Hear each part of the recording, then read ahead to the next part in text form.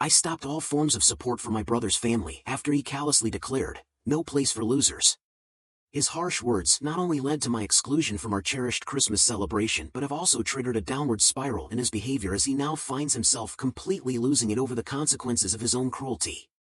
I was genuinely excited for Christmas this year. For once, I wasn't rushing to finish everything at the last minute. I had even bought gifts for my parents, my brother Jacob, his wife Kelly, and their kids well before the first week of December. I even grabbed a few extra presents in case any unexpected guests dropped by. I can't explain it, but I had this feeling that the year would turn out great. So imagine my shock when my mom opened the door and said, "We don't want you here this year," while I stood on the front porch holding bags of wrapped gifts in each hand. At first, I thought it was a strange joke. I even chuckled a little until Jacob's voice cut in from behind, saying, "This isn't a place for losers. You're really starting to wear on all of us." I just stood there, staring, while my dad nervously scanned the room without meeting my eyes. Even though my mom looked uneasy, she didn't challenge Jacob. He was so full of himself. I felt a swirl of humiliation, anger, and confusion, yet I managed to keep my cool. "Fine, if that's how you feel," I said, nodding, and then turned toward my car. Once I was sitting in the driveway, staring at the bags of gifts on the passenger seat, something shifted inside me. No place for losers, tired of me. I wondered where that came from. I suspected Jacob had something to do with it, but I couldn't figure out why. Over the years, I'd always been generous with him and his family. I paid for his kids' summer camp, their school supplies, and even his mortgage when he was struggling. And now, suddenly, I wasn't invited to Christmas. I decided not to go immediately. I needed answers. So I returned to the door after leaving the gifts in the car. My parents were still standing there, quietly chatting, while Jacob sat on the couch, scrolling through his phone as if nothing had happened. I didn't knock, I just said, "What's going on? Why am I not welcome at Christmas? What did I do?" Without even looking up, Jacob smiled and replied, "You really don't get it, do you? You've been slacking off lately. The kids barely got anything from you this year." I was stunned. "What are you talking about? I spent hundreds on gifts for your kids. They have more presents in the car than anyone else did last year," he countered. "Last year, you did more. This year, it seems like you don't care." "It's embarrassing for us, honestly," Jacob said, finally turning to face me. I looked to my parents, expecting them to say something, to either defend me or call Jacob out for being out of line, but my mom just gave an awkward smile and added, "But you just bought a new car. You even found money for it." For a moment, I wasn't sure how to react. "The car is on credit," I stated evenly. "Even if it wasn't, how does buying a car suddenly make me responsible for Jacob's kids? They're not my responsibility." Jacob leaned back on the couch and declared, "You're the one who makes the most money." It was as if everything was suddenly clear. We're a family, and families help each other. You've always done that. At the same time, Kelly sat quietly in the corner with her face flushed, staring down at her hands like she wished she could disappear. I asked, "Is that your logic? Because I've been generous in the past, so now I'm obligated to do it forever? And if I don't, I'm a loser?" Jacob just shrugged and said, "If the shoe fits, wear it." That was it. I shook my head and stepped back. Turning to my parents, I said, "You know what? You're right, I don't belong here." Then I faced Jacob and said, "Enjoy your Christmas and good luck with those presents, because I'm done financing your life." I didn't wait for a reply. I gripped the steering wheel tighter than usual and drove home in silence. I couldn't believe it. Was I really the villain in this whole situation? For years, I'd gone above and beyond for my family, always helping Jacob when he needed it and ensuring that his kids never suffered because of his financial issues. And now I was considered a loser for not doing enough. Once home, I sat in the driveway for a long time, staring blankly and feeling sick to my stomach as I looked at the bag of gifts still in the van. I had spent weeks choosing the perfect items, thinking about what my parents would appreciate and what the kids would enjoy. And now, those carefully chosen gifts were proof that I wasn't supposed to be there. It became clear that this wasn't just about Christmas and presents. I had been too blind, or maybe too willing, to see that this pattern had been growing for years. Jacob always depended on me. He and Kelly had a rocky start financially. He struggled to keep a steady job and Kelly's part-time income barely covered their needs. I assumed it was temporary, just a few $100s here and there, so I always volunteered to help. Once, when they were about to get evicted, I paid the rent. Later, when their second child was born, I helped with childcare. It all went on for years, and Jacob was always the first to call when he had a rough day.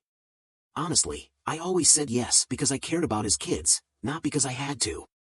I didn't want to see my brother and his family suffer. In hindsight, I realized that I had created this dynamic. Jacob leaned on me too easily, and somewhere along the line, my generosity turned into an expectation instead of gratitude. The final straw was being excluded from my own family's Christmas celebration just because I wasn't doing enough. I decided I was done. When I woke up the next morning, I felt clear. I wouldn't help Jacob any longer. No more constantly covering for his shortcomings. He could decide for himself if he wanted his kids to have the things I used to provide. It wasn't an easy choice. By doing so, I risked losing my brother's financial support, my relationship with him, his kids, and maybe even my parents.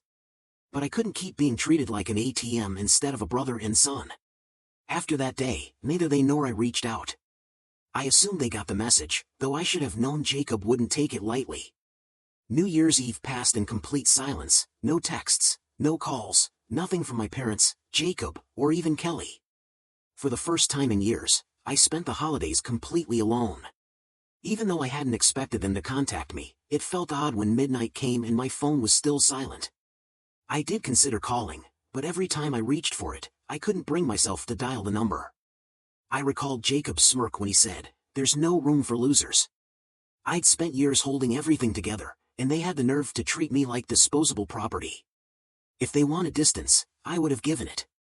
By mid-January, I sensed a shift. Kelly, who was always quiet and avoided conflict, unexpectedly texted me one evening. Her message was short and clear. "I just want to say I'm sorry. I don't agree with what happened." Jacob wouldn't accept it from me, but I figured you should know. Unsure of how to react, I stared at my phone for a while. On one hand, it was reassuring that someone in the family recognized the truth, yet on the other, Kelly's apology felt too little, too late, especially since she had barely spoken that evening. Eventually, I replied, "I appreciate it, Kelly, but I can't just move past this." I didn't mind that she didn't follow up on the surprise visit that came next. Then, in early February, Jacob showed up unexpectedly at my door. I was in the middle of a work meeting when the persistent knocking began. Not expecting anyone, I almost ignored it, but the knocking wouldn't stop. Finally, I opened the door to find Jacob, looking more unnerved and irritated than ever before. Before I could react, he said, "We need to talk," and stepped inside. I folded my arms and asked, "What's this about?" He got straight to the point. "You need to stop acting like this and start helping out again." I laughed incredulously. "Helping out? You mean paying for your life?" "I told you, I'm done with that." His glare deepened as he snapped, "You're the one with the money. Do you have any idea how hard things have been since you stopped? The kids barely have what they need. Kelly's holding it together, but we can't manage without your help." I couldn't believe what I was hearing. "Are you even listening? You're a grown man, Jacob, with a wife and kids. If you need more money, go earn it. It's not my job to solve your problems." He shot back, "You've always helped before. Why are you being so selfish now?" I countered, "Selfish? Let's talk about you lying to our parents, turning them against me, and then banning me from Christmas because I didn't spend enough on your kids. And now you're here asking for more? You've got some nerve." I raised my hand to cut him off before he could respond. "We're done here. I'm not giving you another dime, and I don't want to hear from you until you start acting like an adult." Jacob glared silently for a moment before storming out. I thought that would be the last of it, for a while. I soon learned I was mistaken. 2 days later, I received a call from an unknown number. Normally, I wouldn't answer, but something made me pick up. "Hello," a man's voice said. "Is this Michael?" "Yeah, who's this?" "This is Mark Dawson, a lawyer. I represent a client who's recently raised concerns about some financial issues involving your family. Do you have a moment to discuss?" I went cold. "An attorney? What financial issues?" I asked, trying to keep my tone polite. "I can't go into details over the phone, but it involves the money you've contributed to your brother Jacob and his family.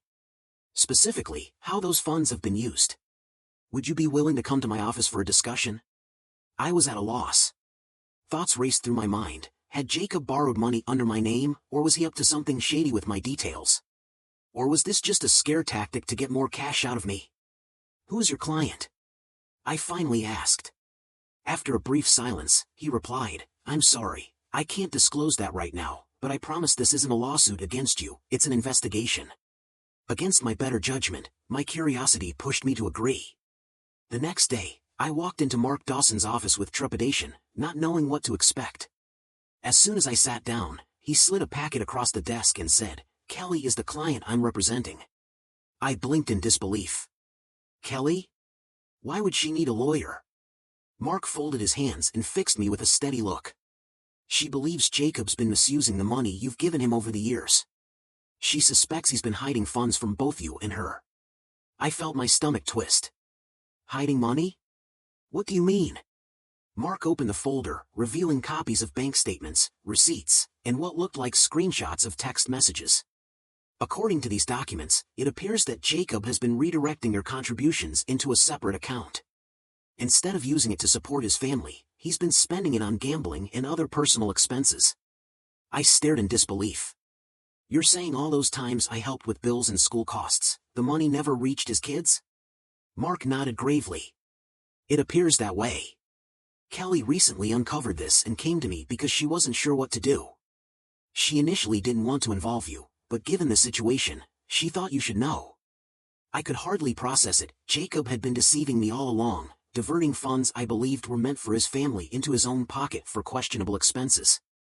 I wasn't sure whether to feel betrayed, angry, or simply foolish.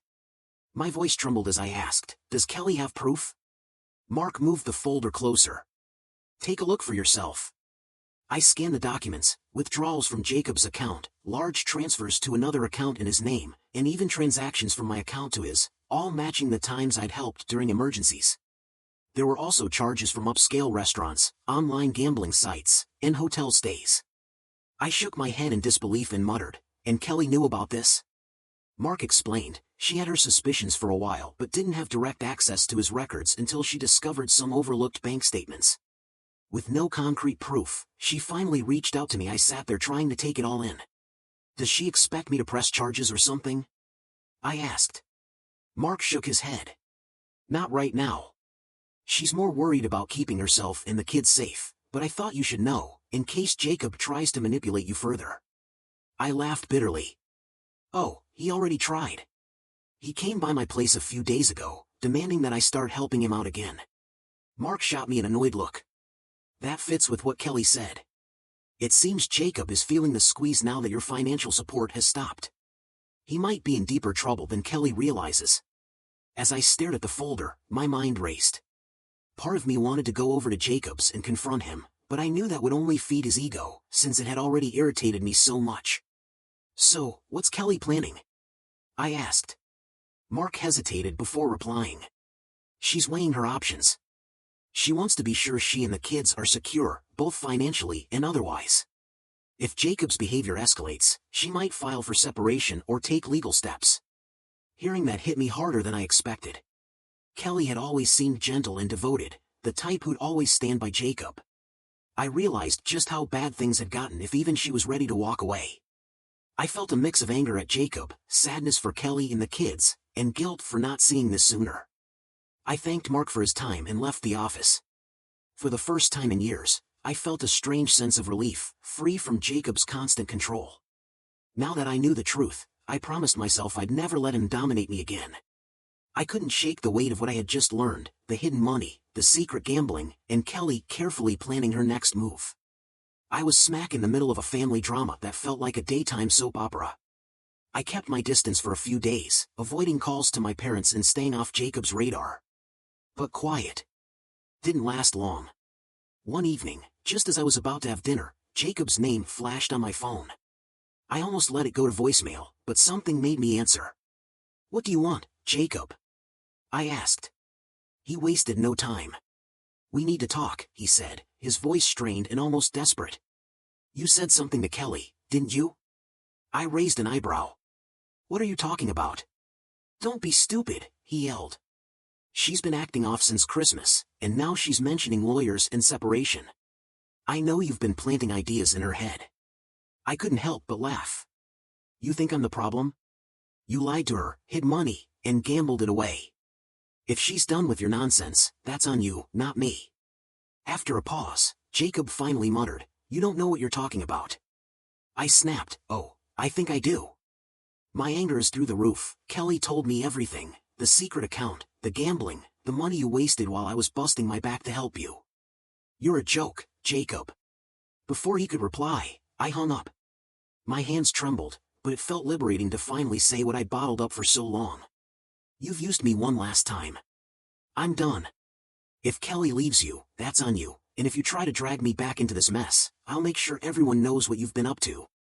The fallout was swift. The next day, Kelly called, her voice cautious.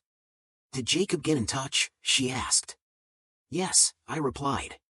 He wasn't satisfied that something was amiss. I confronted him about the gambling and the secret account.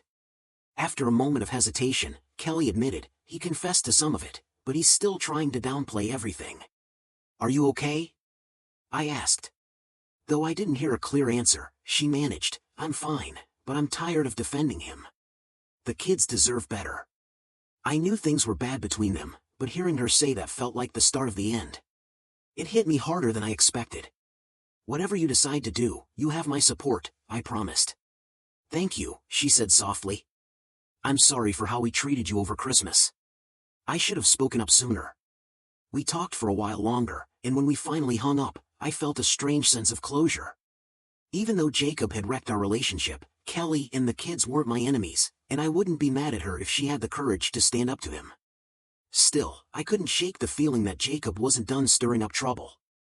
A few weeks later, Kelly sent a short text, "We're going today." She told me she was moving out of state with the kids while Jacob was away on a business trip, a move that, to me, was just another excuse for his gambling. Apparently, she had already packed their things, rented a moving van, and left without telling him, not until everything was legally sorted out. I called her immediately. I just can't stay any longer, she said gently. Wait, what about everything else, the rent and all? I asked, genuinely concerned. Could you help me out for a little while? She asked after a brief pause. As much as I dreaded it, I said, say no more. I'll take care of it. So, I ended up helping her and the kids. For the first time in years, I felt like I was finally doing the right thing instead of being taken for granted. When Jacob came back home to find the house empty, he flew into a rage and called me to rant about how I had ruined his life and turned Kelly against him. After letting him vent for a bit, I said, maybe none of this would have happened if you'd spent more time being a husband and a dad instead of wasting time gaming. I hung up after adding, good luck with that. The kids are settling into their new school, Kelly has landed a stable job, and she's finally starting to feel in control of her own life again. I hear that Jacob still blames everyone but himself, but honestly, it's no longer my problem. If you can call this a happy ending, then that's it. A few months passed, and life started to feel normal again. Kelly and the kids were adjusting well to their new life, and I no longer felt the constant weight of Jacob's problems on my shoulders. It was strange, after years of being tangled in his mess, I finally had peace. But, as expected, Jacob wasn't done. One evening, Kelly called me, her voice tense. He found out where we are, she said. My stomach dropped. How?